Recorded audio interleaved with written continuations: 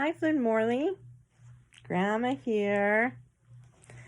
We're cuddling up in bed to read a story. Papa bought this one, Prince and the Pauper. Let's see what it's about. Oh, the Prince and the Pauper. Look at them. Two little friends. A long time ago in old London town, a baby named Tom was born to a family of paupers in Offal Court. At the very same time, in a very different neighborhood known as Westminster, a baby named Edward was born to the royal family. He was a prince then. Look at him. But he's poor. His friend is poor. Tom had a hard life. As a little boy, he set out every day to beg for food and money. If Tom came home empty-handed, his mean father would yell at him and send him to bed without any supper. That's horrible. That's really horrible. I'm sure it gets better, though. Everything will turn out in the end. Let's see how it gets there. One day, desperate to return home with something, Tom tried asking people in the neighborhood. He wandered around the really nice streets until before he knew it, he had arrived at the palace where the king lived. Although he knew it was not allowed to stop at the palace gates, he was curious. He couldn't find help, but he took a peek inside the gate, and there he saw a little boy who had been born on the same day as him, Prince Edward. Look at that. Prince Edward and poor Tom looking through the gates there at the palace where the king lives. When the royal guard saw Tom, he grabbed him by the collar and shouted at him, "Get out of here! Go back to your own house. We don't want you here." That's pretty mean. Prince Edward, who was nearby on the other side of the fence, heard everything. He felt really bad for poor Tom. "Open the gate," he demanded. "Guard, you should not treat anybody this way. You are a mean guard." And he helped Tom and took him into the palace with him. Look at that. He's helping Tom because he cares about poor Tom. What a nice prince, huh? Very nice. I like that prince. I like Tom too. The prince guessed that Tom might be hungry, so he had a beautiful meal made for him because they were friends now. And Edward took him all over the castle and told him about his life. And Tom, since Tom was little, he had always dreamed of being a prince. Tom wanted to be a prince too? Wow. When the prince asked Tom about his life, Tom explained that he spent lots of time living on the sidewalk and he wasn't talking to strangers. He played with his friends. Wow, that's pretty bad because you're not supposed to talk to strangers ever. You're supposed to tell mom and dad if somebody is bothering you and you're uncomfortable. So the prince, who was tired of being all alone in a big castle, thought it sounded like fun to go and stay with Tom for a while. Well, I don't know how much fun it's going to be, but sometimes it's interesting to know about other people's lives. So the two boys, who happened to look a lot alike, decided to trade clothes for the day just to see what it would feel like to be with the other person. Once Prince Edward was dressed as the pauper, poor person, he thought it would be fun to go for a walk around the palace. But when he arrived at the gate, he was in for a surprise.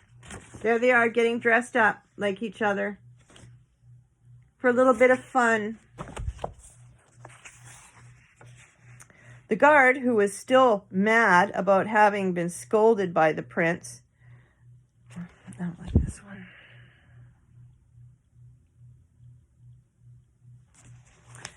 Scolded by the prince, thought that the prince was Tom. When he saw that Tom was alone, he whacked him with the sword.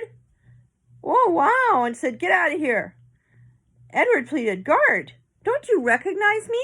I am the prince. Even though I have on Tom's clothes, I am the prince still. We're just playing a game. But the guard didn't listen. He closed the gates, and there was no way to get back in his house. Oh, this is terrible. This is all of it. It's going to be fine, though. It's all going to work out. So Edward walked up and down the street. He told everyone in Tom's neighborhood what had happened, and nobody believed him. They thought he was Tom. They thought he was making up a story for fun. That doesn't sound like fun. Suddenly, a man grabbed Edward and carried him off. It was Tom's father, and he was upset because he didn't have any food, and poor Tom was hungry. He took him home back to their house. But Tom, who was in the castle now, was enjoying life as a prince. He ate up all the food at the table, and it was delicious. Look at him having delicious food there. Yum, yum. There must be some delicious food you like, right? Your favorite food. Although he had beautiful clothes on and food in his belly, he felt so lucky. He almost felt like a prince. When he tried to tell people he was not the prince, no one believed him. Well, that's what happens when you lie sometimes. Then one day a messenger arrived with news from the king. Oh, the king had gone away. This meant that the prince had to be king. Oh, no. Well, Tom has to be king because Tom's pretending to be the prince. This is very complicated.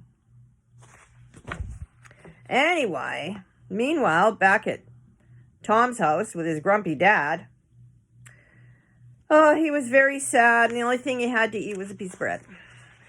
Not very delicious, is it? Anyway, he said, I must get out of here. I must get out of the castle to go and find my friend and help him. Well, if he's the king, I think he can go wherever he wants. Anyway, one of his friends helped him, and then they went into the street to find the prince. They arrived at the castle, but you couldn't go inside because they were having a party for the king. It was his special day. Oh my goodness, Tom is crowned king. And the prince says, no, he's not the king. I'm the king. We traded clothes. You have to listen to us. Look at that. He's trying to make him the king. Oh my goodness, what a mistake. That's a big mistake.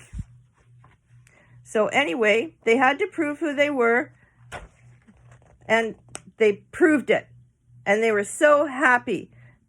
I didn't realize that taking a suit of armor and becoming the prince would have been so much trouble.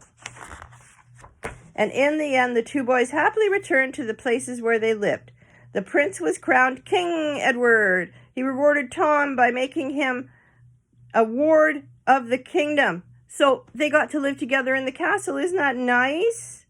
Oh, long live the king. And they said together they're going to help poor people. Because things should be more fair, don't you think? Yeah, I think so. Anyway, that was nice. That was The Prince and the Pauper. A nice little story. And I love you. And I'll read you another one. I'll send it off in a couple weeks. Love you. Bye.